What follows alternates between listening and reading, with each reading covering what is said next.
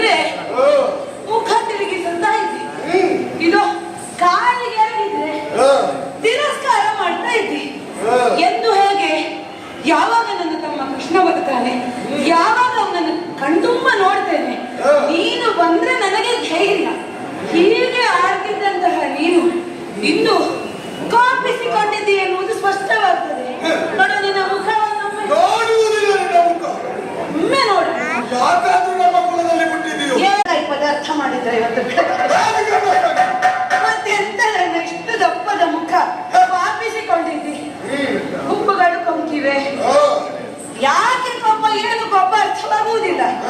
ಒಂದೊಮ್ಮೆ ನನ್ನ ಮುಖ ನೋಡುವುದು ಬೇಡ ಅಂತಿದ್ರೆ ನಿನಗೆ ಬೇಡ, ಆದ್ರೆ ನನಗೆ ನನ್ನ ಅಣ್ಣ ಬೇಕಲ್ಲ, ನನಗೆ ನನ್ನ ಅಣ್ಣನ ಮುಖವನ್ನು ನೋಡ್ಬೇಕಲ್ಲ. ಹಾಗಾಗಿ ಒಂದೊಮ್ಮೆ ದ್ವಾರಪಾಲಕರಲ್ಲಿ ಆಡ್ತಿದ್ರೆ ಮುಖಕ್ಕೆ ಒಂದು ಕಡಿಗೆಯನ್ನು ಹಾಕಿಕೊಂಡು ಬರ್ತಿದ್ದೆ. ಕಣ್ಣಿನ ಭಾಗ ಮಾತ್ರ ನನಗೆ ನೀನು ಕಂಡು ಅಣ್ಣ ಅಣ್ಣ ಯಾರು ನಾನೇ ಹಂಗೆ ನಿನ್ನ ಚರಣ ಸೇವ. ನೀನು ಕುಳಿತುಕೋ ಎಂದರೆ ಕುಳಿತುಕೊಳ್ಳುವವ, ನಿಂತುಕೋ ಎಂದರೆ ನಿಲ್ಲುವವ, ಕುಡಿ ಎಂದರೆ ಕುಡಿಯುವವ, ಹಾರು